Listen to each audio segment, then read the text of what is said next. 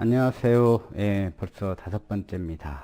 예, 벌써인가요? 아니, 이제 5번째 강의인가요? 예, 오늘의 주제는 비오샤바르 법칙입니다. 비오샤바르 법칙과 그 다음에 암페어 법칙입니다. 예, 전개편을 끝내고 자개편으로 넘어왔네요. 어, 전기력을 다루어왔죠. 지금까지 전하가 존재한다면 전하. 이 전하는 기본적으로 존재한 거 뭐냐면 정전하를 다루어왔습니다. 정전하. 전하 중에서도 뭐냐면 멈춰있는 전하에 대해서 다뤘습니다. 그러면 전하가 존재하면 그 주변에 뭐가 존재한다고요? 힘이 존재합니다. 그래서 우리는 단위 전기력, 전개에 대해서 이야기를 해왔습니다. 주변에 전기력이 생긴다. 근데 이 전하가 움직인다면요. 이제 움직인다는 게 전제가 돼 있어요. 정전화가 더 이상 정전화가 아니고 움직인다면 어떤 속도로 움직인다면은 이거는 우리 전기를 한 사람 입장에서는 어떤 의미의 공간상에서 전하가 움직였던 어떤 대상이 도체 내에서 전류가 아니 전하가 움직였던 그것은 뭐로 우리가 인식이 되냐면 전류라는 물리량으로 인식이 됩니다. 그렇죠? 전류량으로. 되게 우리가 인식되는 전류는 뭐냐면 어떤 공간상에서 전하가 움직인 거냐면 도체라고 하는 매질 내에서 주로 이제 자유전자가 이동해서 만드는 어떤 전류의 흐름. 이런 전류를 갖다 우리는 전도전류다 이렇게 부릅니다. 전도전류. 또 임의의 공간상에서요. 임의의 공간상에서 전하의 움직임, 임의의 공간, 도체라는 어떤 공간이 아닌 임의의 공간상에서 또는 뭐냐면 임의의 매질, 도체 간 임의의 매질상에서 전하가 움직인 것도 전류라고 우리가 이야기할 수 있습니다. 그거는 이제 임의의 공간상을 대상으로 전하가 움직여서 관측되는 전류를 우리는 대류전류, 그 다음에 어떤 도체라는 공간 내에서 자유전자가 전기의 힘을 받아서 이동하면 이거는 이제 우리가 알고 있는 전도전류, 자유전자의 이동이죠. 자, 이렇게 구분하고 이제 여기 안에가 이제 변이전류가 이 안에 들어가게 됩니다. 변이전류가 이 안에 들어가게 됩니다. 자, 어쨌든 전류가 어떤 도체 내에서 전하가 멈춰 있지 않고 전하가 움직이니까 새로운 힘, 전개라고 하는 힘 말고요. 또 새로운 힘이라는 게 발생하더라라고 하는 것을 최초로 그 실험하던 도중에 뭐 밝혀냈던 사람이 있습니다. 그 사람은 오스터드라고 하는 사람입니다. 오스터드라는 사람이에요. 이 사람은 1820년에 이제 네덜란드 학자인데요. 이분이 그 뭐 코펜하겐 대학에서 어떤 실험하던 도중에 뭐 이렇게 도선의 전류가 흐르고 있는데 여기다가 자석을 갖다 댔더니 자석이 옆에 주변에 있었나 봐요. 그랬더니 얘가 힘을 받아서 돌아가는 거를 목격합니다. 그걸 통해서 오스터드가 최초로 뭐냐면 전하가 이동이 발생하니까 정전하가 아니죠. 전하가 이동을 하니까 즉 전류가 흐르니까 전류가 발생하니까 그 주변에 새로운 힘이 발생하더라라고 오스터드가 처음으로 이야기를 했습니다. 새로운 힘, 즉 자계를 이야기했던 겁니다. 전개가 아닌 또 새로운 힘, 자계라고 하는 게 발생한다는 것을 최초로 알아냅니다. 하지만 쿨롱은 전하가 존재하면 그 주변에 그 전기력이 발생한다는 것도 말했지만 게다가 뭐까지 했던 거예요? 이걸 갖다가 정량화까지 해냈던 거죠. 정량화까지 해냈죠. 쿨롱의 법칙을 통해서 정량화까지 해냈죠. 그죠? 4파이 뭐 입실론에 진공 중이라면 공기 중이라면 이렇게 표현했죠. 아래 자승의 Q다. 이렇게 쿨롱의 법칙을 통해서 정량화까지 해냈습니다. 근데 이제 오스터드는 이제 정량화까지는 하지 못했고요. 그래서 아마 우리는 오스터드란 이름은 아마 그 공부하신 분들이 아마 처음 들어보신 분들이 많을 거예요. 그래서 그 다음 분인 그 정량화를 이루어낸 뭐 바이오트, 샤바르트 두 사람, 프랑스 학자입니다. 프랑스 학자. 그리고 암페어라는 사람을 우리는 기억하죠. 왜냐하면 그 자기의 세계를 갖다 어떻게 하는 거예요? 정량화 해놓은 거죠. 정량화한 사람들이기 때문에 아마 이제 그 사람들이 우리가 더 잘 알고 있는 것 같습니다. 정량화한다는 건 뭐예요? 그 값을 갖다가 전류가 얼마 흐르면은 그 주변에 자기색이 얼마라는 걸 계산할 수 있었단 이야기죠. 계산할 수 있게끔 하는 이론적인 배경을 만들었단 이야기죠. 자, 첫 번째 그 자계를 갖다가 정량화를 하신 분 두 분이 있죠. 그 바이오트하고 샤바르트죠. 그래서 비오 샤바르 법칙을 만들어내죠. 이렇게.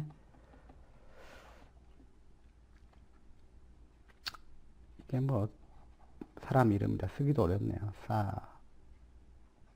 바르트, 예. 두 분입니다. 두 분의 프랑스 학자 1800년대 활약했던 두 프랑스 학자에 의해서 최초로 자개의 세기를 정량화합니다. 정량화하는데 그래서 이제 이분부터서가 우리가 조금 알게 된 거죠. 비오샤바르 법칙은 쿨롱의 법칙처럼 쿨롱의 법칙이 어떤 거라고 그랬어요? 주변의 전기의 세기를 갖다 구할 수가 있다고 그랬는데 임의의 형상의 뭐예요? 전화분포 인 경우에 대해서도 주변의 전기 세기를 구하는데 다 이용될 수 있다라고 그랬죠. 그렇지만 이제 적분하기가 상당히 곤란하기 때문에 이제 좀 더 대칭성을 갖는 어떤 구조에 대해서는 주로 이제 가우스 법칙을 주로 채용했다. 뭐 이렇게까지 이야기가 됐습니다. 자개의 세기도 마찬가지로 자개의 세기를 구하는 비오-샤바르 법칙도 임의의 형상의 전하분포가 아니라 전류분포인 경우에 주변에 자개의 세기를 갖다가 구하는 데 활용이 됩니다. 그리고 이제 암페어 법칙이 뭐예요? 어떤 대칭성을 갖는 경우에 주변의 자개의 세기를 좀 보다 쉽게. 그러니까 얘는 뭐로 생각하면 돼? 쿨롱의 법칙과 좀 비슷하게 생각하면 되고, 이거는 뭐예요? 가우스 법칙처럼 이렇게 쉽게, 대칭적으로 바라보면 좀 될 것 같습니다. 자, 그럼 비오-샤바르 법칙에 대해서부터 알아보도록 하겠습니다. 제가 본문에 보면 개요를 그렇게 달아놨죠. 임의의 도선의 직류 전류가 흐를 때 주변에 발생되는 자기의 세계를 갖다 정량적으로 계산하는 게 이제 비오-샤바르 법칙과 암페어 법칙인데 둘 다 정량적인 계산이 가능합니다. 그때 그 중에서 이제 비오-샤바르 법칙은 최초로 자개를 정량화했다라는 이야기예요. 최초로 비오-샤바르 법칙에 의해서 자개를 정량화하는데 사용하는 것이고, 그 다음에 암페어 법칙은 그 정량한 것 중에서 뭐냐면 어떤 대칭성을 갖는 경우에 전류의 어떤 형상이 대칭성을 갖는 경우 뒤에 페이지에 나옵니다. 어떤 모양들인지 구체적으로 좀 표현이 되어 있죠. 자, 비오-샤바르 법칙의 수식어를 한번 보도록 하겠습니다. 자, 비오-샤바르 법칙은 이제 이런 것입니다. 임의의 선도체, 뭐 우리가 뭐 도체라고 표현하면 제일 좋죠. 근데 뭐 전류가 이 선 경로를 따라서 흐른다고 하면 임의의 선 경로의 모양을 따라서 흐른다고 할 때, 주변의 전기의 색이죠. 아니, 주변의 전기가 아니라 자개의 색이죠. 만약에 이 점을 P점이라고 한다면, P점의 전기의 세기를 구한다 그러면, 뭐, 이렇게 구한다고 합니다. 자. 여기를 갖다가 이제, 미소 구간으로 나옵니다. 미소 구간이요. 자주 앞에도 많이 나왔던 거죠. 미소 길이 요소를 잡습니다. 미소 길이. 이게 길이가 매우 작은 거죠. 디퍼런셜 렌스입니다. 매우 작은 길이의 전류. 전류. 그러면 이 총전류 I에다가 미소 길이를 곱하면 거의 뭐 개념적으로 보면 이게 지금 수학적인 개념입니다. 이게 점전류처럼 느껴지겠죠. 점전류처럼. 그러니까 매우 작은 전류입니다. 그 다음에 이 길이 요소의 방향은 이렇습니다. DL 벡터의 방향은 이렇습니다. 그래서 크기와 방향을 갖는 이 미소 전류 요소를 잡습니다. 미소 전류 요소 벡터가 되는 거죠. 이렇게 되면 미소 전류 요소 벡터에서 이게 크기로만 따지면 점전류에서 이 P점에 미치는 자기의 크기, 그죠? 만드는 자기의 크기, 이 거리를 R이라면 거리 벡터 R, 그 다음에 단위 벡터 AR 이 방향이죠. 단위 벡터 AR. 자, 뭐 수학적인 계산을 위해서는 수학적인 계산을 위해서는 어떤 기준점이 필요하죠. 원점. 원점에서 계산상에서는 R 벡터 여기를 갖다가 R 다시 벡터. 예. 이제 그 비오샤바르 법칙을 가지고 정량화 시키려면은 사실은 이제 그 원점 어떤 좌표계가 형성이 되면 보조적으로 이와 같이 만들어 놓고 사용을 합니다. 그러면 이 점에서 P점에서 IDL 벡터 미소 손전류 요소, 미소 전류 요소가 만드는 자객 세기는 아주 작은 크기의 자객이겠죠. DH 벡터. 그러니까 아주 미소한 자객이겠죠. 이 미소 자객 강도는 어떻게 되냐? DH는 이렇게 된다고 합니다. 4파이분의 1 쿨롱 상수처럼요. 상수가 주어지고요. 그 다음에 이 거리에는 여전히 자승에 반비례하게 되고요. 멀어질수록 힘이 떨어진다는 이야기죠. 가까울수록 힘이 커지고 그 다음에 이 자객 강도는 미소 자객 강도는 이 거의 크기에 비례하겠죠. 이 전류의 크기에 당연히 비례하겠죠. DL 벡터. 그 다음에는 얘의 방향은 어떻게 되냐? 얘의 방향은 어떻게 되겠냐면 이 방향은 이렇게 제시를 합니다. AR 벡터. 단위 벡터죠. 이겁니다. 얘죠. 얘와 이 DL 벡터. DL 벡터가 이루는 면에요. 얘가 이루는 면에 뭐예요? 수직한 방향이 바로 자객 방향입니다. 자, 얘가 이루는 방향은 뭐예요? 면은 뭐예요?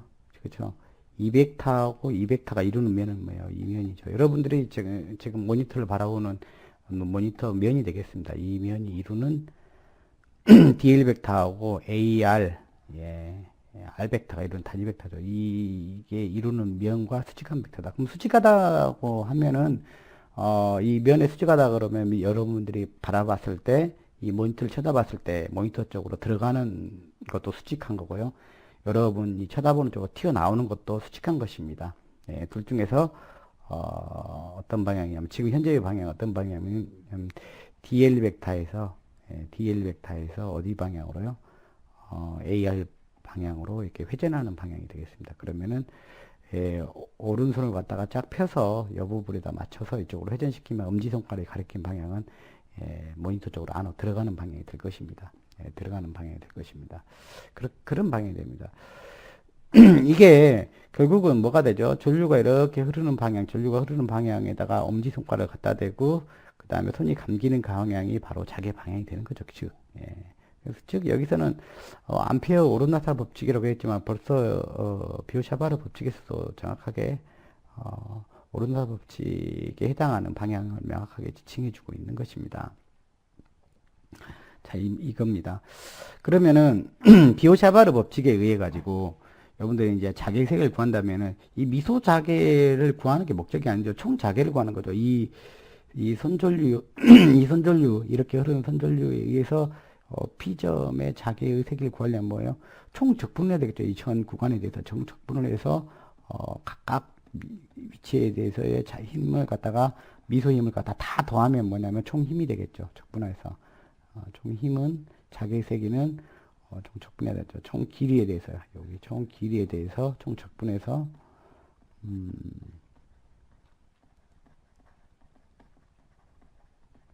적분하게 되면 총 자기 세계를 구하겠죠.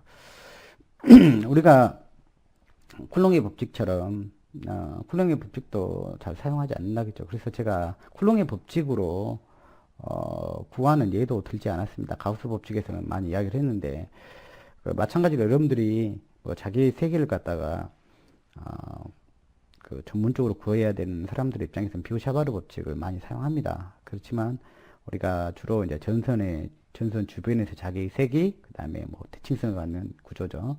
그 다음에 솔레노이드나 토로이달 같은 그런 구조. 우리가 이미 어떤 대칭성이 인정되는, 전류의 형상이 대칭성이라고 인정되는, 그런 구조에 대해서는, 굳이 이제 우리가 수학적으로 어려우니까 그래요. 수학적으로 계산은 좀 어려워서, 암페어 법칙을 주로 사용합니다. 그래서 이것도 제가 어떤 예를 들어서 표현하지는 않겠습니다.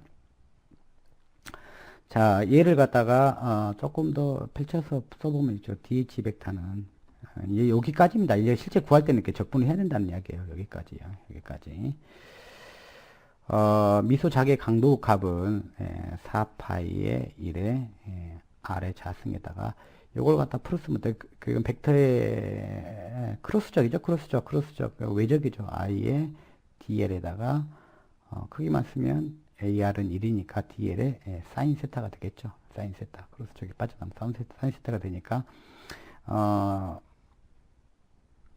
사인 세타가 되고 얘의 방향은 어떻게 될까요? 방향. 여기가 없어지면서 방향은 크로스적은 즉 외적은 그 결과물이 뭐가 되는 거죠?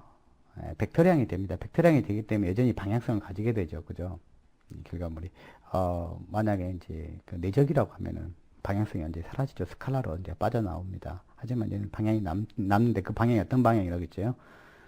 이 두 개 DL 벡터와 AR 벡터가 이루는 면에 뭐예요? 이루면 수직한 방향이라고 했어요. 그러면서도 오른 나사가 진행하는 방향입니다. 여기서 보면 AR 벡터 이렇게 회전하는 방향이죠. DL 벡터에서 AR 벡터로 회전하는 방향. 즉 엄지손가락을 여기서 펴서 엄지손가락을 갖다 이쪽으로 돌리면서 뭐예요? 엄지손가락 뻗어보세요. 어디에요?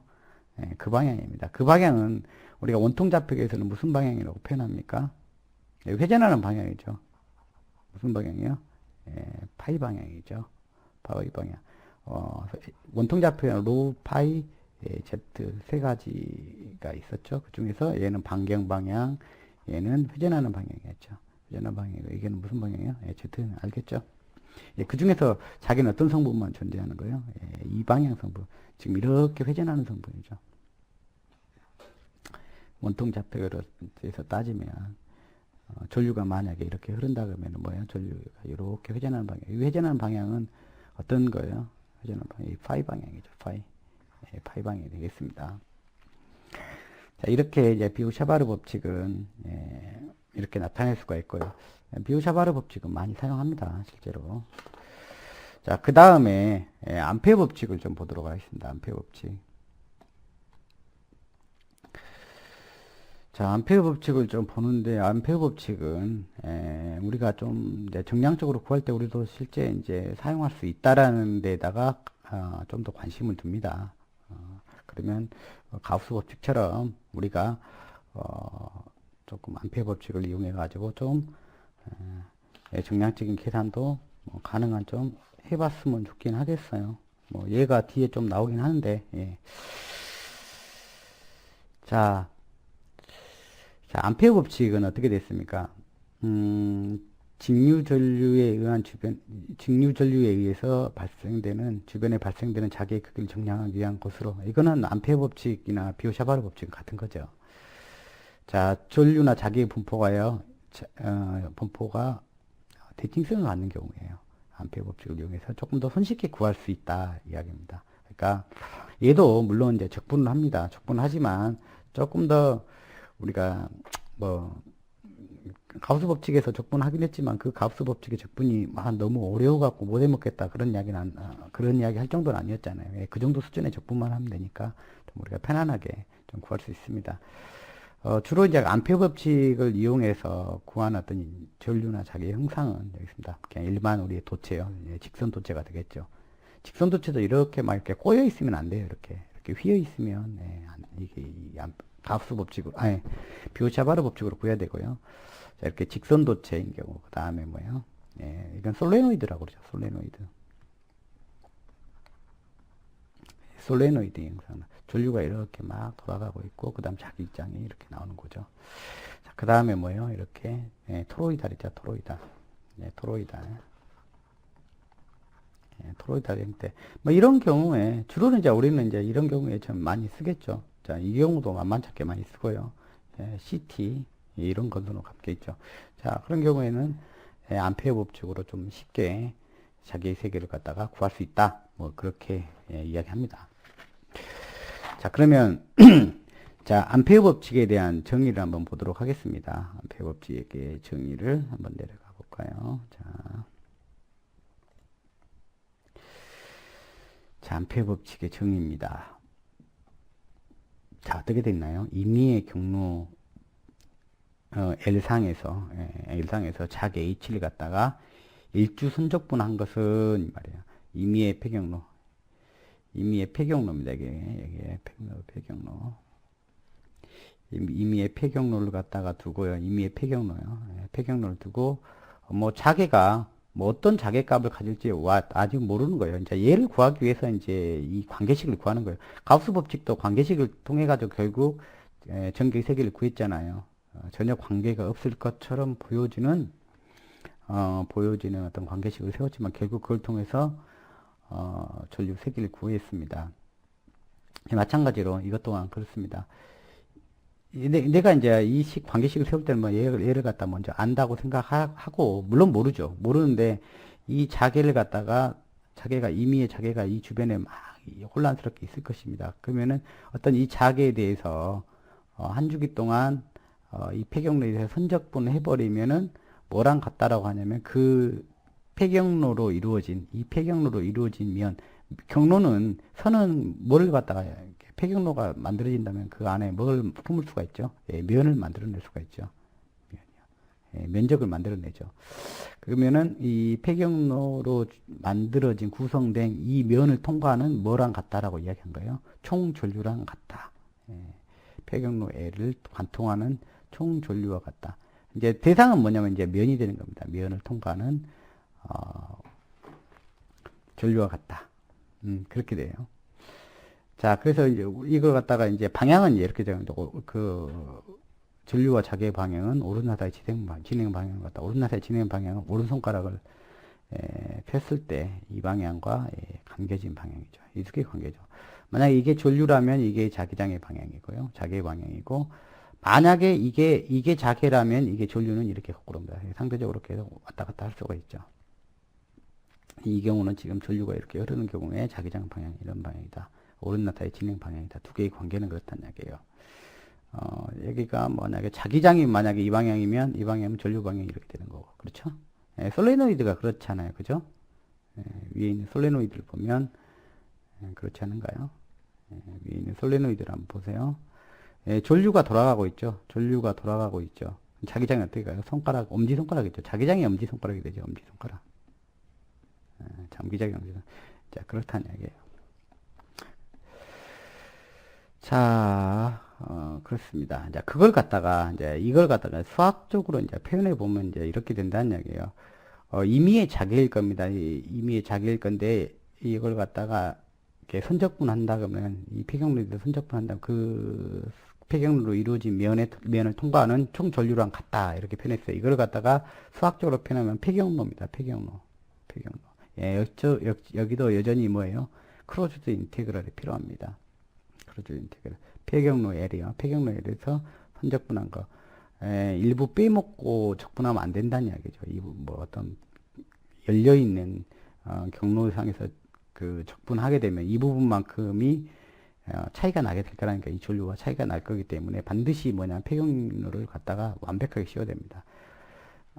완벽하게 씌우고 그거에 대해서 계산상으로 완벽하게 그 총 길이에 대해서 다시 이 자리에서 이 자리로 돌아와야죠. 총 적분한 거 H에 대해서 DL 벡터로 적분한 결과는 뭐예요? 그 폐경로죠. 폐경로로 이루어진 그 경로로 이루어진 면을 통과하는 총 전류 I랑 같다.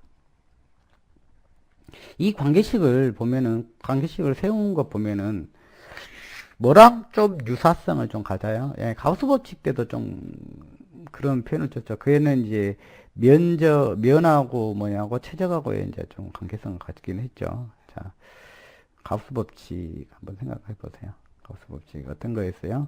가우스 법칙은 내부에 원래는 전하량이 있었어요. 전하량이 있었는데 그 관계인데, 내부의 전하량, 즉 꼭 전류랑 같은 거죠. 여기 있는 전류랑 같이 전하량이 있으면은 어쨌든 간 이 전하량은 잘 모르는 상태라고 치더라도 외부로 이 폐곡선이 아니고요. 폐곡선이 아니고 폐곡면을, 이게 면이죠. 면을 빠져나가는 존속수를 갖다가 다 센다면, 다 계산한다면, 이거였죠. 이거는 이 폐곡면을 둘러싸고 있는 내부에 뭐랑 같다고 표현한 거예요. Q랑 같다. 이게 이제 가우스 법칙이었고, 암페어 법칙의 관계식은 이와 같이 된 겁니다. 그죠? 폐경로 상에서 H를 갖다가 한 주기, 완벽하게 한 주기예요. 클로즈드 인테그랄입니다. 한 주기 동안 선적분한 결과는 그 폐경로로 이루어진 면을 통과하는 뭐랑 같다고요? 전류랑 같다. 이렇게 세운 겁니다. 이게 뭐라고요? 암페어 법칙입니다. 이걸 통해 가지고 뭐를 구한다는 이야기예요? 이 자객의 세계를. 사실은 얘를 아는 거죠. 얘를 알고 얘를 구하는 거예요. 얘가 얼마냐 구하는 거죠. 가우스 법칙도 만든 관계식을 이렇게 세워놨지만 얘를 안다고 생각하고 얘를 계산하면 얘다라고 말을 했지만 사실 얘를 아는 거고 뭐예요? 얘를 구하는 거죠. 그런 식이에요. 이렇게 관계식을 이렇게 세워서 이렇게 구하는 겁니다. 그러면 암페어 법칙에서 우리가 조금 해야 될 수학은 뭐냐면 여기에 대한 뭐예요? 선적분 정도 하나가 필요하겠네요. 우리는 가우스 법칙에서는 여기 면적분을 해야 되죠. 근데 면적분도 우리가 알고 있는 형상에 대해서는 면적분을 굳이 안 해도 우리가 이 표면적을 구하는데 그게 문제가 없었죠. 구가 되더라도 뭐예요? 구의 표면적이 얼마인지는 우리가 알 수 있잖아요. 4파이 R의 제곱이라는 반경이 R이라면 이런 거 우리가 뭐 면적적분 하지 않더라도 아는 거고, 그 다음에 원통의 경우에도 어떻게 됐어? 이 표면적이요. 표면적만 필요했기 때문에 이것도 그냥 우리가 어려운 적분하지 않더라도 알았습니다. 폐경로도 마찬가지겠죠. 이 길이인데 결국 이 길이를 계산하는 건데 이 길이도 어떻게 됩니까? 여기에 폐경로에 여기 R만 안다고 그러면 뭐예요? 여기 원주의 길이잖아요. 원주의 길이가 바르고 이렇게 되기 때문에 전사원과 같은 경우는 우리가 어려운 적분을 할 필요가 없겠습니다. 네, 그렇습니다. 암페어 법칙이 그런 것입니다. 그랬나요? 우리가 했죠. 암페어 법칙이든 가우스 법칙이든 얘는 맥스웰이라는 사람에 의해서 한 번 더 식이 재정립됩니다. 자, 가우스 법칙에서는 이 적분형을 갖다가 미분형으로 바꾸는데 발산정리라고 하는 것을 사용했습니다. 발산정리라는 걸 사용해서 이와 같이 만들었죠. 최적전화 밀도랑 같다. 전기의 발산은 최적전화 밀도랑 같다. 그러면 여기는 맥스웰이 또 이렇게 만듭니다. 스토크스 정리라는 걸 이용해서 가지고 자개의 회전은 전류 밀도 벡터랑 같다. 이런 뭘 말하냐면 맥스웰의 방정식을 만들합니다. 그래서 이걸 갖다가 제1방정식이고요. 이게 바로 제2방정식이 됩니다. 근데 이 방정식을 세워놓고 나중에 이제 맥스웰이 수학적으로 좀 보완합니다. 뒤에 뭐가 붙냐면 라운드의 D 벡터 전속 밀도 벡터의 시간적인 변화다. 이게 이제 나중에 우리가 그 전 시간에 다뤘던 변이전류 성분입니다. 변이전류 성분. 여기가 전도전류 성분입니다. 그래서 이제 이게 맥스웰 방정식으로 이제 완성하게 되죠. 같이 완성하게 됩니다. 이 시간 우리 스토크스 정리에 대해서 좀 한번 공부해 볼까요? 스토크스 정리가 뭔지.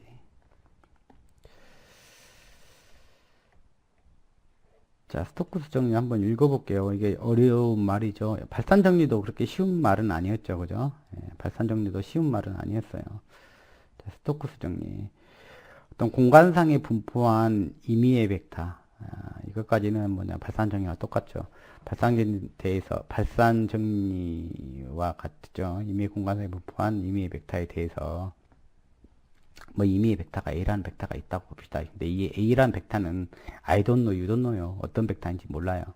어쨌든 간 얘에다 면적 S를 감싸고 있는 폐경로 L. 지금 그저 폐경로요. 폐경로는 뭐를 만들어내죠? 경로가 있으면은 완벽한 폐경로가 존재하면 그 폐경로로 구성된 면이 존재한다. 그래서 이 면과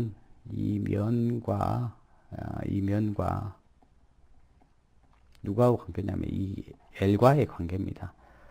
발산 정리에서는 뭐였어요? 누구하고 관계 있어요? 이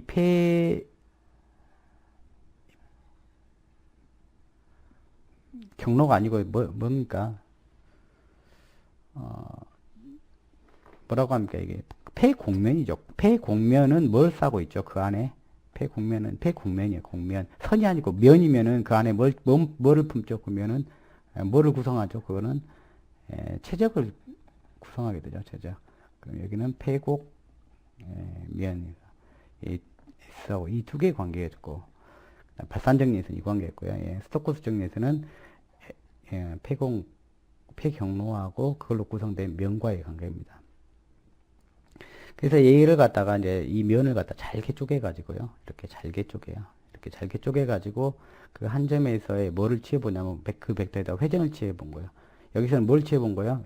여기서는 뭘 취했던 거예요? 여기서는 이 미소 최적에서 한 점에서 이 발산을 취해서 본 거죠.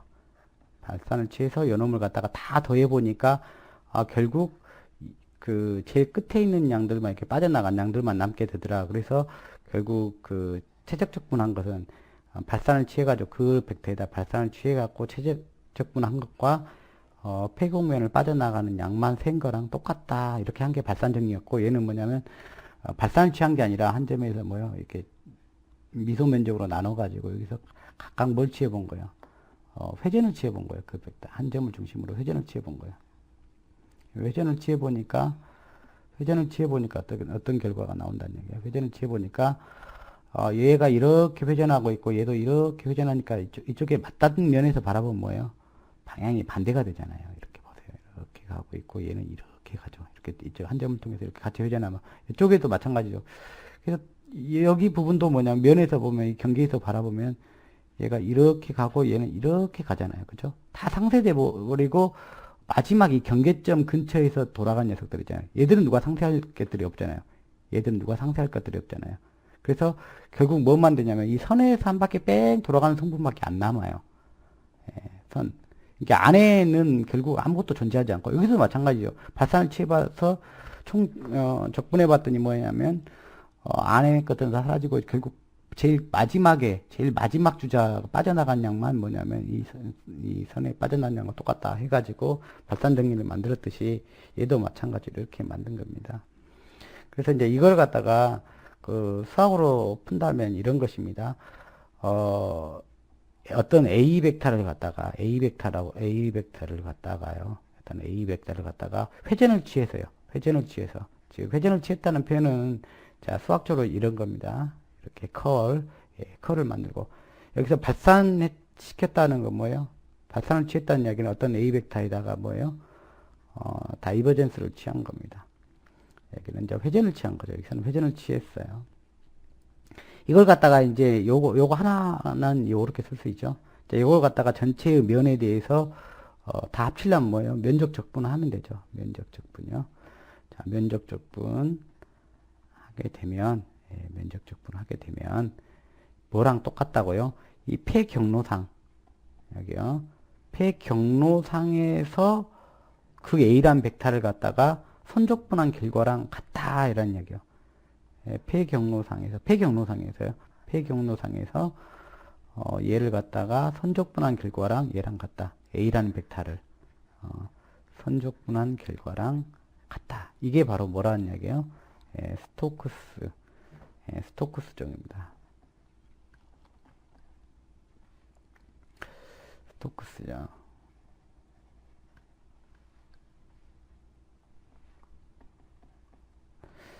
스토크스 정의라고 합니다. 자, 이 정의를 이용해 가지고 맥스웰은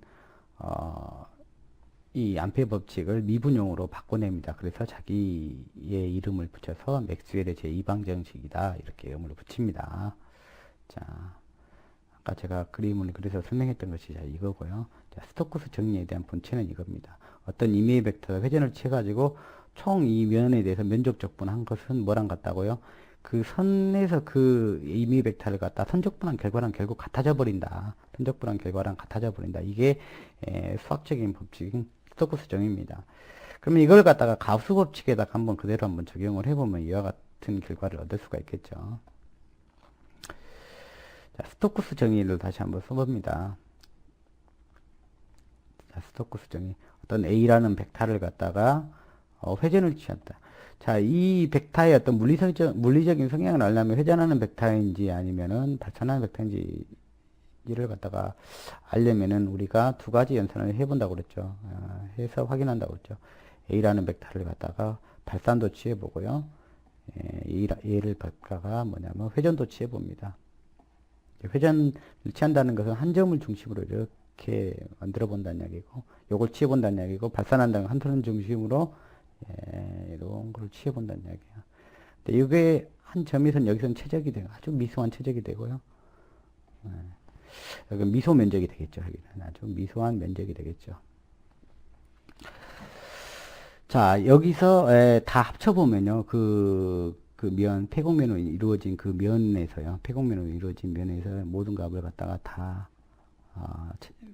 면적 적분을 해본 결과는, 그 면을 싸고 있는 폐곡면 있죠. 폐곡선 있죠.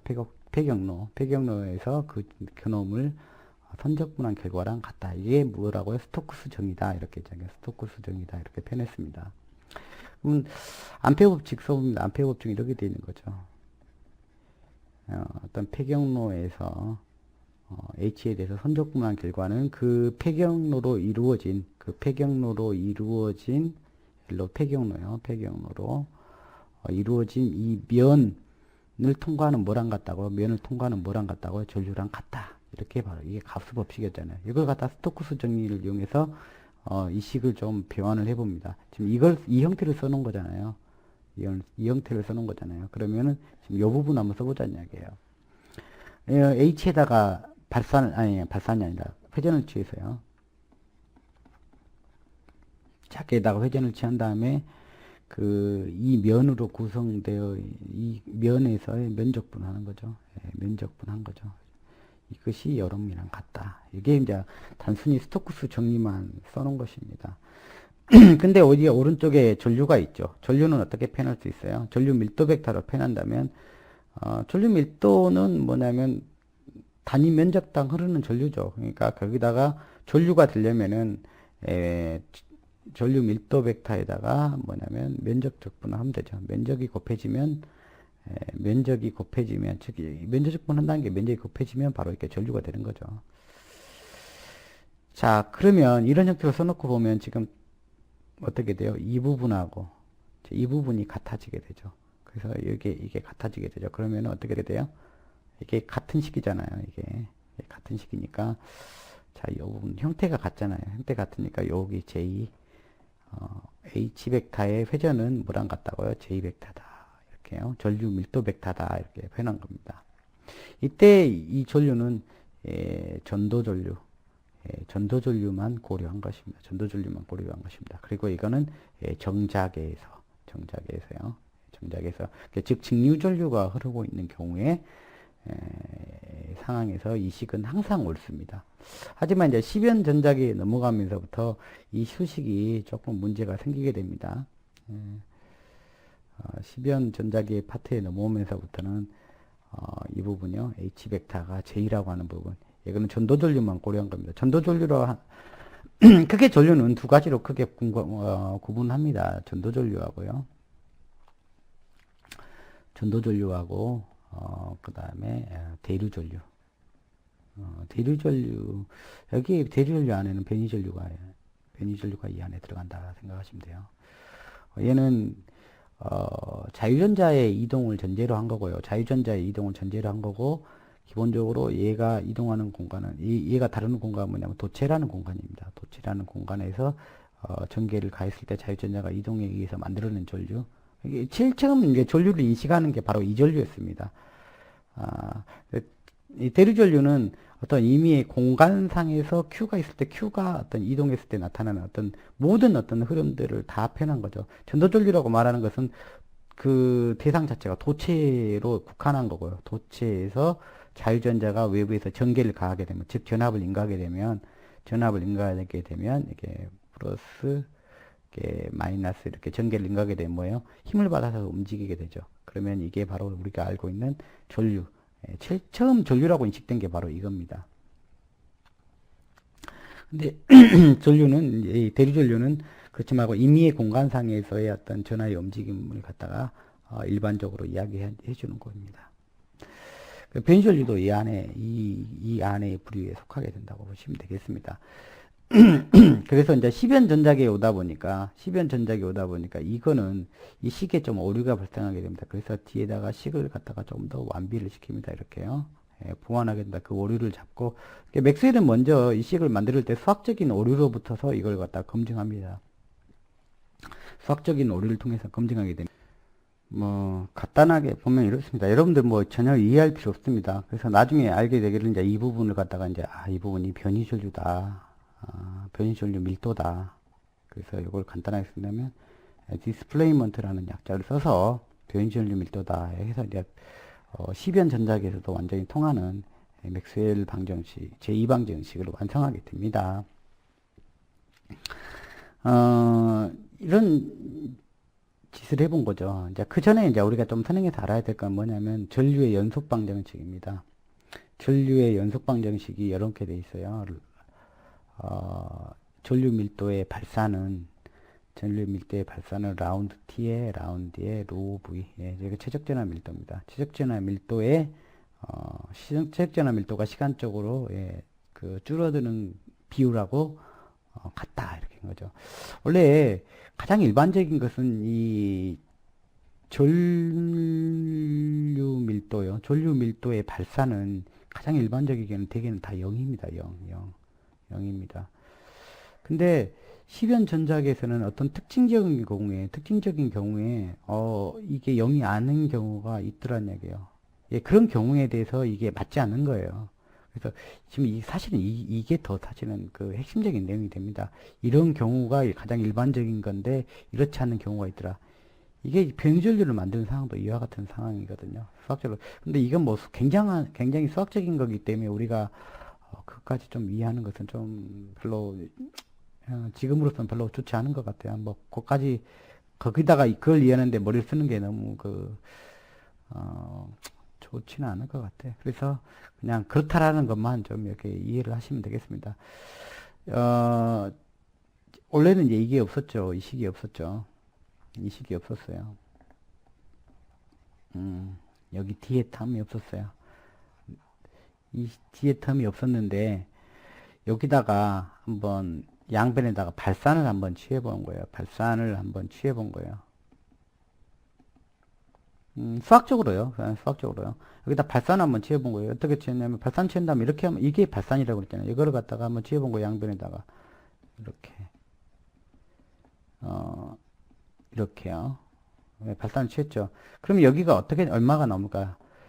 H에다가 H 회전한 놈에다가 발산을 취했다. 그 말은 뭐예요?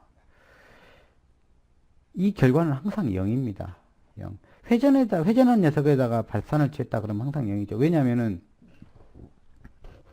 이게 뭐 굉장히 어려운 어떤 뭐 수학에 의해서 0이 된다는 사실이 아니고 회전하는 녀석은 H라는 녀석은 회전한 녀석이잖아요. 여기다가 발산을 취하면 지금 이런 게 있냐는 이야기예요.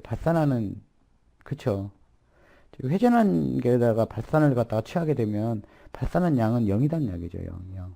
발산하지 않는다는 이야기죠. 회전한 녀석을 갖다가 발산을 취하게 되면 뭐예요? 발산을 하지 않는다는 이야기죠. 0이란 이야기가 수학적으로 0이라고 표현하니까 어떻게 0이 나와요? 그게 아니라 발산하지 않는다라는 이야기예요. 그러면 이 결과도 여기가 좌변이 0이라면 이 결과는 당연히 얼마가 나와야 돼요? 0이 나와야 되죠. 그러면 대개의 경우는 이게 맞다는 얘기죠. 이게 맞다는 게 이 관계가 맞다는 얘기예요. 그렇지만은 특정한 경우 10연 전작에서 어떤 공간상에서 어떤 전하의 움직임이 발생했을 때 이런 경우가 발생하더라. 즉 변이전류의 경우에 이게 맞지 않는 또는 뭐 어떤 플라즈마의 어떤 특정적인 경우에 뭐 이런 게 성립하는 상당히 어려운 부분입니다. 이게 되게 이게 다 맞았기 때문에 이게 그 맥스웰 제2방정식으로 오랫동안 쓰였겠죠. 그러다가 이제 오류를 다시 찾아내서 여기다가 이제 하나의 항을 갖다가 추가해낸 것입니다. 그래서 이걸 보완하기 위해서 뭔가 좀 부족하다 생각한 맥스웰은 여기다가 뭐를 해보냐면 H에 J에다가 어떤 그냥 그 임의의 그냥 미지의 그냥 물리량을 한번 더해 봅니다. 임의의 그 벡터를 갖다 더해서 그냥 여기다가 이제 발산을 한번 취해 봅니다. 발산을 다시 취해 봅니다. 발산을 취해서 이렇게 취하면 되면 이렇게 여기다 또 발산 취하면 이렇게 되겠죠. J 벡터 플러스 G 벡터. 그냥 여기는 그냥 모르는 벡터예요. 그냥 한번 더 해본 거예요. 그러면 발산은 이것도 뭐 내적이니까 이렇게 분배 법칙이 통하니까 각각의 발산으로 쓸 수가 있죠. 예, 각각의 발산으로 쓸 수가 있어요. 자, 이 결과는 어쨌든 얼마라고 그랬어요. 이 결과는 그 회전을 취한 것에다가 이렇게 회전만 남아 있는 놈에다가 발산을 취하면 당연히 0이죠. 발산하는 녀석은 나올 수가 없죠. 그죠? 이 결과는 0이니까 이게 0이라는 이야기니까 어쨌든 간 이게 이쪽으로 이동이 되면 이렇게 될 겁니다. 라운드 J에다가 마이너스 라운드 G 벡터다 이렇게 쓸 수가 있어요.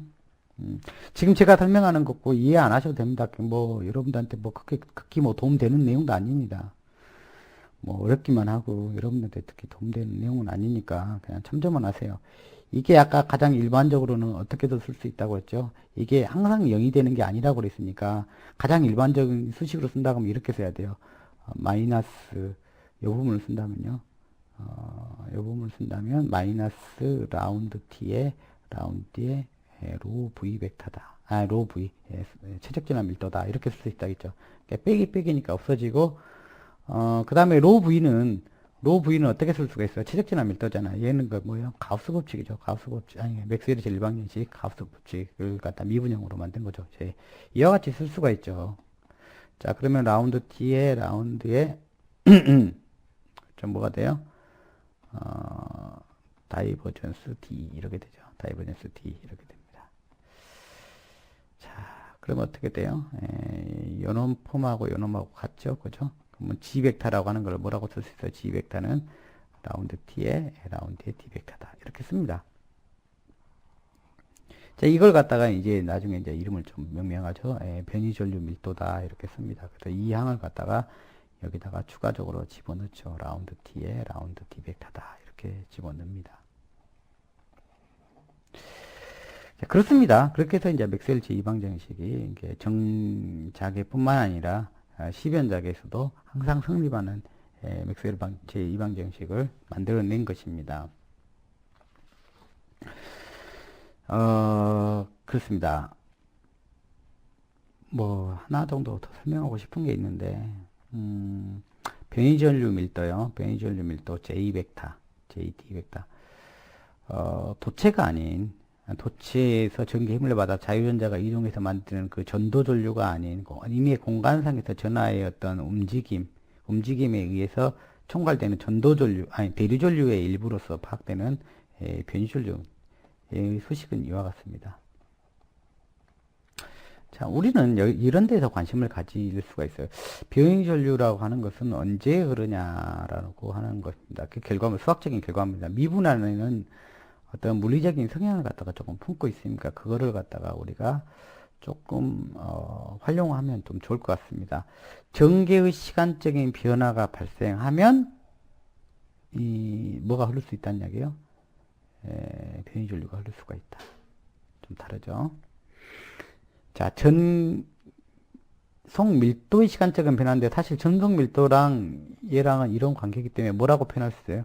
전개의 시간적인 변화, 즉 시변성을 갖다가 지금 포함하고 있는 거예요. 시변성이 나오지 않으면 절대 이 변이전류는 나타나지 않습니다. 그러니까 정작인 직류전류가 흐르는 경우에 대해서는 직류전류가 흐르는 경우에 대해서는 정작에서는 이 텀이 이제 없죠. 안 나오죠. 시변성이 없죠. 정작에 자, 그 시변성을 갖다 그러니까 이 전류는 반드시 어떤 전개가 시간적으로 변할 때만 나타난다는 얘기죠. 항상 일반적으로 항상 나타날 수 있는 성향이 것이 아니란 이야기죠. 전개는 다시 말해서 또 뭘로도 우리가 또 표현할 수 있어요. 전기하고 전압 관계는 뭐예요? 전기의 단위로서 볼트 퍼 미터잖아요. 볼트 퍼 미터니까 단위 길이당 전압이라고 표현할 수 있죠. 그러면 전압과의 관계로 생각한다면 어떤 길이 있는 요소는 길이 요소 자체는 상수로 보면은 시간에 따른 뭐의 변화로도 우리가 이해할 수 있어요. 전압이 변화한다면, 시간에 따라서 전압이 변화한다면은 어떤 유전체 같은 데서 어떤 전류가 흐르는 흐름이 발생할 수 있다라는 이야기예요. 결론적인 표현이 그래요. 수학적인 결론적인 표현이 그렇습니다. 그래서 이 전류를 갖다 우리는 시간에 따라 전압이 바뀌게 되면 발생할 수 있는, 유전체에서 발생할 수 있는 전류, 그걸 갖다 우리는 변이전류, 약간 결과적인 표현입니다. 지난 시간에 제가 유전체를 설명하면서 변이전류에 대한 어떤 물리적인 성향을 갖다가 좀 이야기를 했습니다. 어떻게 해서 발생하는 거냐.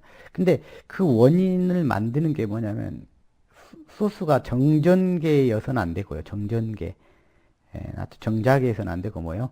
전압이 시간에 따라서 변해주는 시변계에서만이 나타날 수 있다는 이야기예요. 시변계에서만 나타날 수가 있다는 이야기예요. 시변계에서만. 무슨 이야기인지 아시겠죠? 시변계에서만 나타날 수 있다는 거예요. 자, 보세요. 회로적인 결과에서도 그렇게 그것이 똑같이 나옵니다. 지난 시간에 좀 설명했던 거예요. 자, 콘덴서가 있습니다. 여기 콘덴서가 있어요. 여기는 반드시 유전체죠. 직류전압원을 가해요. 직류전압원을 가해서 스위치를 딱 닫으면요. 스위치를 닫으면 전류가 어떻게 나타나냐면 이렇게 나타난다고 했어요. 시간에 따라서 흐르는 전류를 갖다 관측해 보면 가장 처음에 스위치를 갖다 딱 닫는 그 순간에 가장 크게 오르고 가면 갈수록 지수함수적으로 감소하다가 일정 시간이 되면 전류는 0이 된다. 그렇게 이야기를 했습니다. 이 전류는 언제 간다? 이거는 바로 변이전류 관점이라고 했잖아요. 변이전류라고 했잖아요. 전도전류는 아닙니다. 변이전류입니다. 대리전류로 일부로 표현되는 이 변이전류입니다. 얘는 자 보세요. 누구가 사실은 전제돼야 된다고 했어요. 시변성, 전압의 어떤 변동이에요. 전압의 시간적인 변화를 갖다 전제한다고 했으니까 그러면은 지금 커패시터 양단의 전압을 갖다가 우리가 바라보면은 언제 이 전류가 나타날 수 있었겠냐라는 것을 갖다가 우리가 회로적인 관점에서 볼 수가 있는 거예요. 자, 전압을 봐요. 이제 전류는 이렇게 갔다 오면 여기 캐퍼시터 양단의 전압은 어떻게 됩니까? 충전되면서 바로 여기 스위치를 내리자마자 V볼트로 충전하면 그냥 바로 V볼트가 되는 거 절대 아니죠. 여기다는 전압을 관찰해 봅시다. 전압을 관찰해 보면 전압은 어떻게 해요? 점점 충전돼서 이렇게 올라가잖아요. 이렇게 올라가다가 어느 순간 자, 이 선으로 봅시다. 이 선으로 어때요? 이렇게 이 시점에서 충전을 완료했다고 보죠.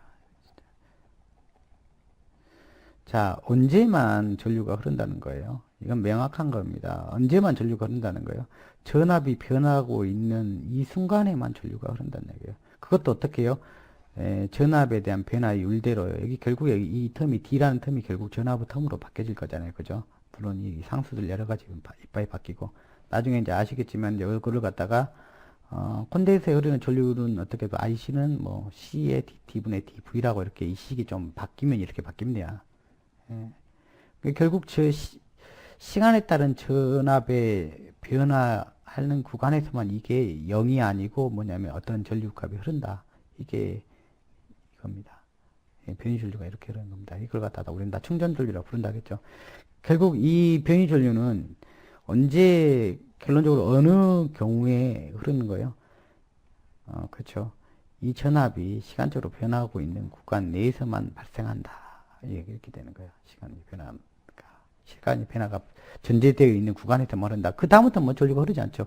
그 다음부터 뭐 전압이 한번 목표 전압까지 충전이 이 전압까지 같아져 버리면 뭐예요? 더 이상 그렇죠. 더 이상 바뀌지 않죠. 바뀌지 않고 그러니까 여기가 더 이상 전류가 흐르지 않습니다. 그래서 이제 이 부분을 갖다 우리는 이런 상태를 직류인 상태에서는 우리 C는 갖다가 더 개방 처리한다고 그러잖아요. 오픈.